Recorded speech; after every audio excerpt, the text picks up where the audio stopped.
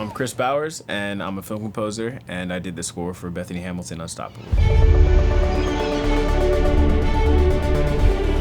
I remember pretty early on, people used to tell me, or mentors used to tell me that to choose projects based on the people, the content, and the financial aspect or whatever, but the biggest thing for me has always been the people and the content, because I feel like the money doesn't really matter when you're making art.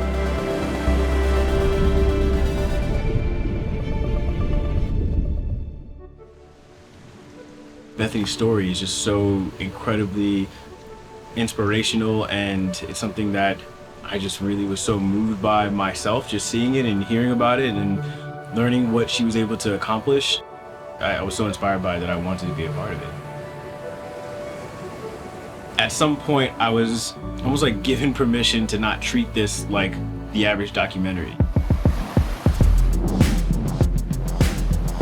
We had those conversations about what Bethany's sound was and all of that, and we started talking about how incredibly, unstoppable she really is, and wanting to like really embody that in the score.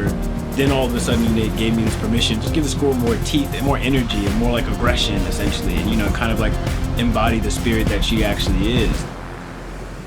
I literally was thinking about Jaws, like the cue for Jaws and like that theme and that that sound. So for me, this was like the Jaws sound, essentially. When you have what she's accomplishing on screen and like what she's doing, some of those sequences, you need the music to really match that, so you can really feel how incredibly impressive and astonishing it is that she's doing all of this. Once you get really into it, you can hear how all these other elements that are going along with that driving sound are kind of helping it push the momentum along.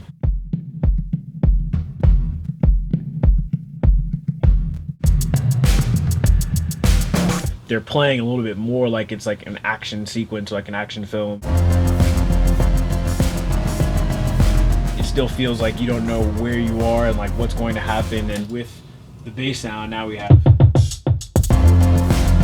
Once we had that conversation about wanting the sound to have more grit like Bethany does, or having more teeth to it, for me at that point, I'm not looking at her like a female, really. I'm just looking at her like a human. And so the energy that she has and that she carries is going to be the same, and I think that like that's why I love music and film scoring so much, is because there is no gender to the sound.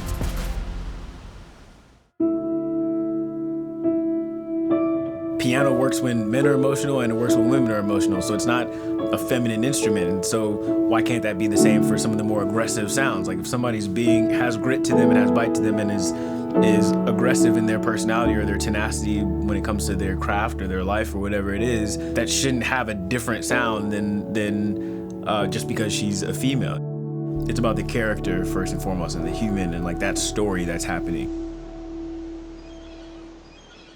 I didn't once think about, what's on those like surf channels, or like what do like, surfers listen to, or whatever it is, because that's not necessarily the story we're telling. We're telling Bethany's story and what's specific to her, and like the feeling and the emotion. And once we came up with like the palette that could kind of be her sound, it's really about just tracking that, and I think that the best documentaries or sports documentaries are focusing on that first and foremost.